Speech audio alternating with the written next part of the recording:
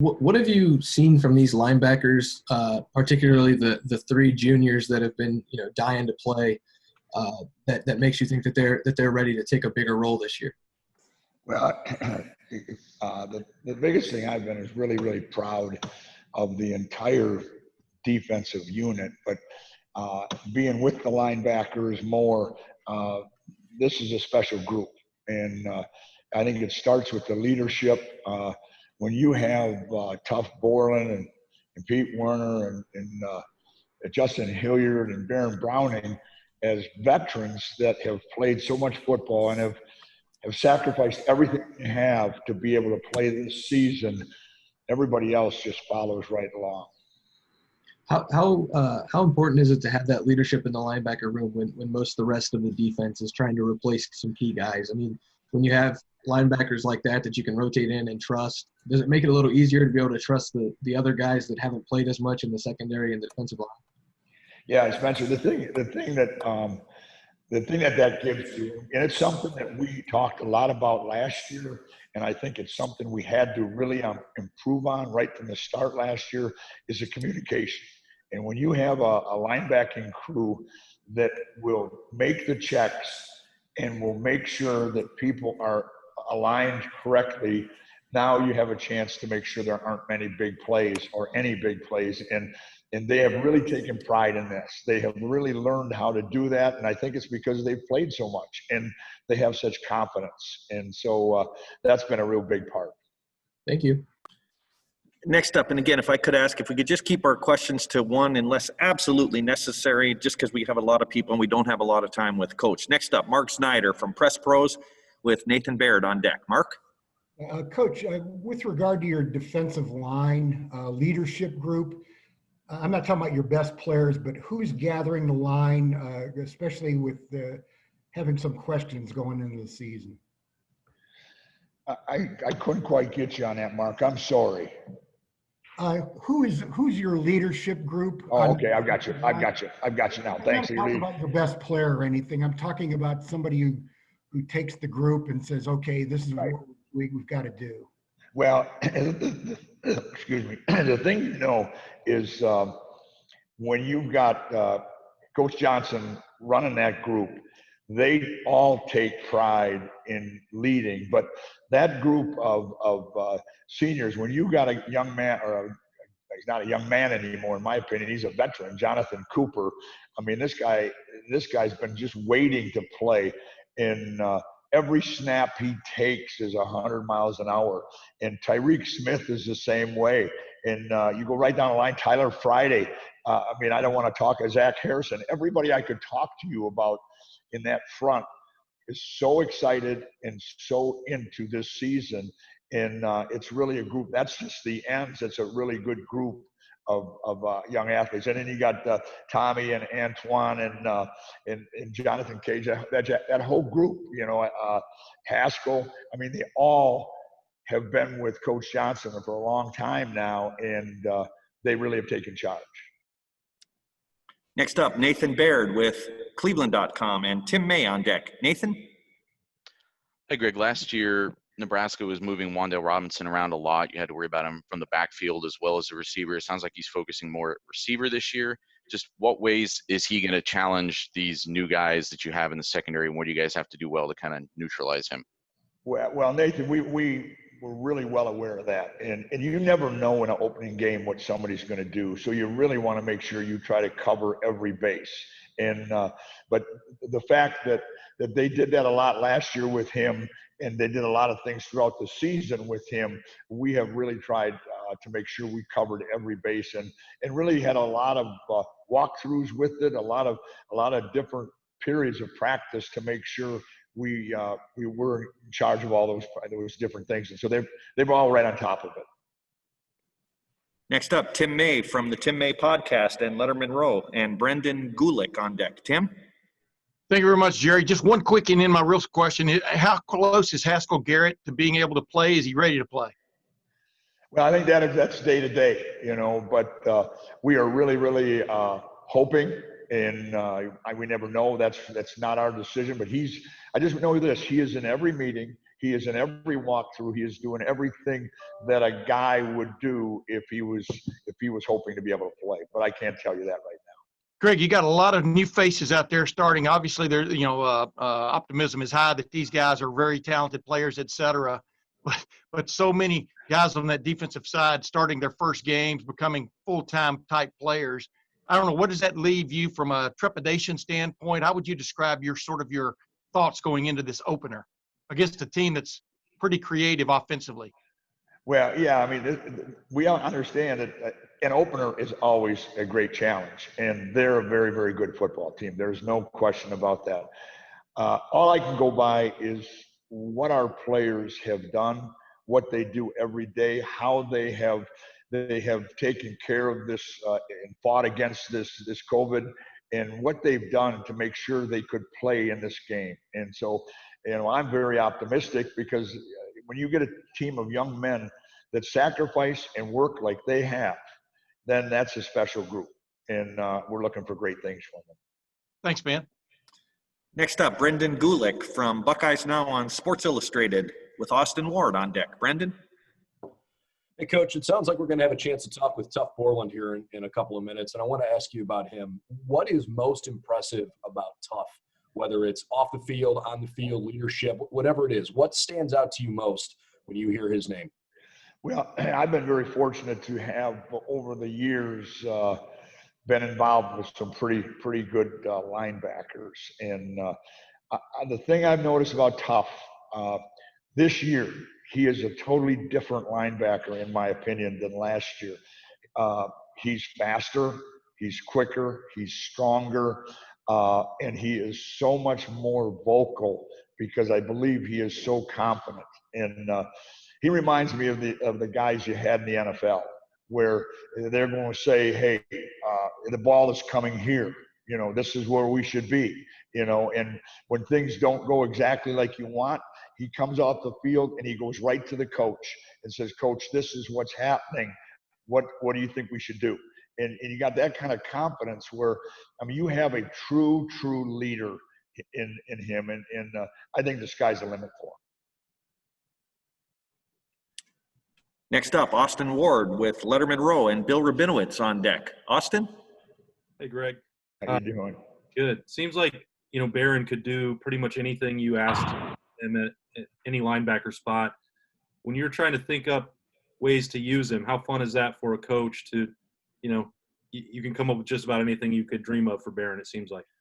Well, that makes your job a lot easier. But the thing that's really interesting in that whole situation is he's taken unbelievable pride in trying to be the best Sam linebacker he can be first. You get some young men that they love all the different things that maybe people talk about them being able to do. And then when it comes to time to play regular defense, it's just okay. He comes in every day. In fact, he'll be in today again. He comes in every single day. He'll bring his food in and sit in my room and watch the tape and go over every little thing. And his attitude and where he is remarkable. Thanks, Greg. Next up, Bill Rabinowitz with The Dispatch and Tony Girdman on deck. Bill? Hi, Greg.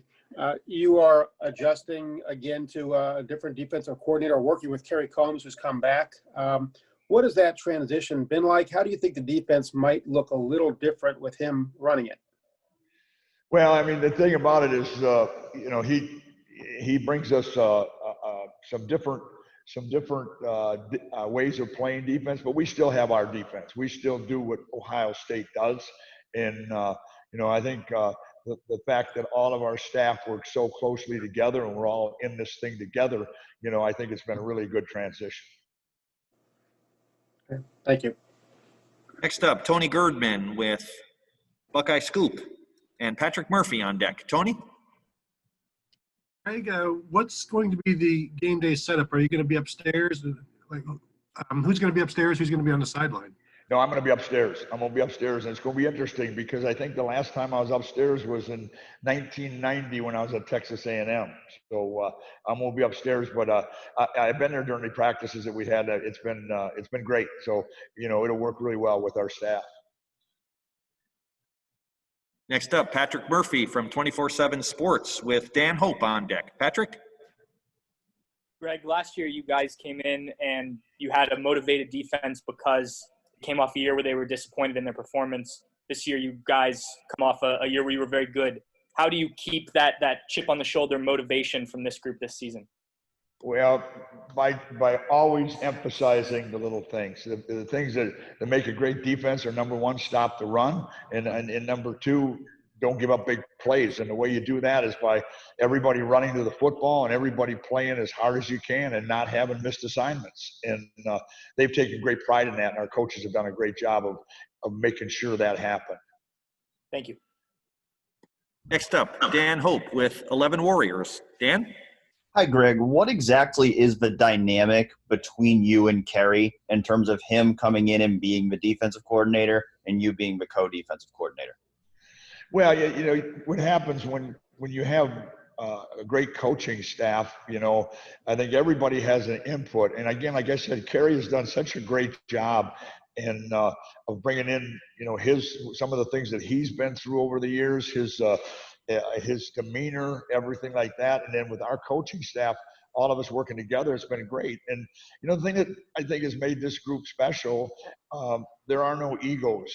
And, I mean, it doesn't matter who runs what, who does what. The bottom line is let's play great defense. And if we play great defense, Ohio State will have another great year. And that's always been my belief. And I know that's the way everybody else is on this staff.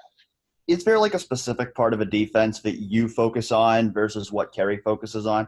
Yeah, I think the front seven, you know, the run game is what I've always been a lot stronger at than the back end. And Kerry has always been a back end guy. So, you know, and then we have Larry Johnson, and then we got Al Washington, and you got Matt Barnes. You got a bunch of guys that have, you know, Matt's been a back end guy, you know, and so we've got enough guys to be able to make sure both work together. And that only works when everybody knows that this is for the team. This is for the players. It's not about you as a coach. That's never been the case. Thanks, Greg. We have time for just a couple more. If anybody wants to ask a question, go ahead. I'm going to just open it up, a little Jeopardy round there. Who's ever first and wants to ask another question, if anybody does. Hey, Greg, this is Tim May again. How much are you guys missing Jordan Fuller at this moment from the standpoint of a leadership standpoint of back there in the back end, getting everybody lined up, and who's sort of filling that role for you from what you can see? Tim asked me that question Saturday around 4:00. You know, okay. I know one thing: we miss him, and it wouldn't matter if we had 11 guys like him. You're always going to miss him. He's a great person, and he showed that he was a great player here, and he's showing it right now. He's a great player there. But you don't know that. Like I said before, I've really been proud of the guys back there, and the hookers and the proctors and those guys in the middle have done a really good job. And again, you won't know until after that game's over. Thanks, man. Go ahead, Stephen Means with Cleveland.com. Pete Warner was so good in that Sam linebacker role for you guys, and with his move to Will, how does that maybe, I know you talked about Barron, but also open up things maybe for other linebackers or even maybe some safety if you guys wanted to go multiple? How does that open things up for you guys? Stephen, Pete's done a phenomenal job, and I'm going to tell you what, the reason we moved him inside is, and we've done this before with other guys that ended up making it in the NFL because of that, is that sometimes when you play a Sam linebacker and just a Sam linebacker, they can run away from you. And they can get you on one side and have everything going the other way. And we felt Pete was too valuable, and Pete was too good of a football player. Not that the Sam isn't a good player, but this guy is special. And so we said, hey, toughen him inside together. Now they're both going to the football. Both of them run so well. Both of them are so intelligent. And it's been a really good move for us. Anybody else? Any more questions? Bill Rabinowitz? Yeah, just Greg, I'm just curious. Are there younger guys trying to break through that have really caught you and the coaching staff's eye? Excuse me? Yeah, are there younger guys that, reserves, guys who are making a push to get significant playing time? Well, I'll tell you two guys that I'm going to say right now that are really, really showing up, and they do it, it seems like every day, is Cody Simon and Mitchell. They both really have looked good at backers. I think they're going to be special linebackers as they come. The younger ones, in the secondary, it's hard to see them, at first, because they're going to really probably be a special teams at first until they find their way in. But these two linebackers, because I'm with them a lot, have really, really showed up, and I think you people are really going to like what you see in them. Thanks. Have time for maybe one or two more. Mark Snyder from Press Pros. Go ahead. You're on mute, Mark. Coach, you mentioned about being in the press box. That would, after 30 years, that would seem to be like an immense adjustment, especially if you like to really interact with the players and get emotional. I mean, have you had to get pointers from other coaches about what it's like again? Yeah, I mean, the part about the interaction with the players and that part of it's always been something I've really, really enjoyed. But what happens when we have a whole staff of guys that do that? Sometimes too many doing that isn't good. And I just felt the best thing for us was for me to be in the box. I think I can help this defense more being there, and we've got plenty of guys down there that are enthusiastic and are with their guys. We have time for one final question. This is going to come from Bill Landis from The Athletic. Bill?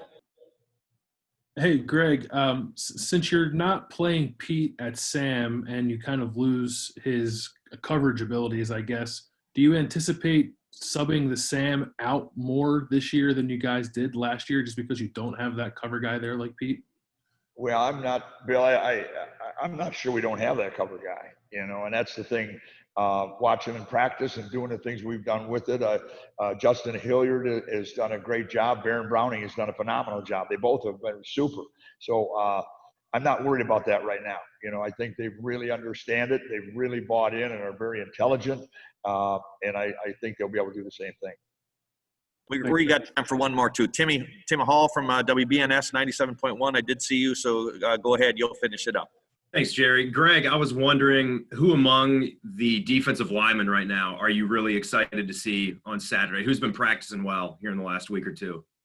All of them. That group, every day they come out. Every day they go as hard as they can go. Every day I will sit in there, having been with the defensive line at other places for a long time. I will come in and watch the tape and I'll go, wow.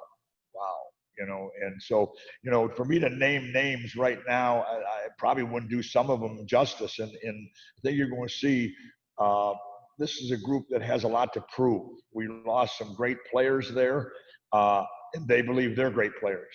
And that's the beauty of being able to play a game. Thanks for watching. Be sure to click on that subscribe button so you don't miss a single thing, and come visit us over at BuckeyeGrove.com for all the best Ohio State information on the web.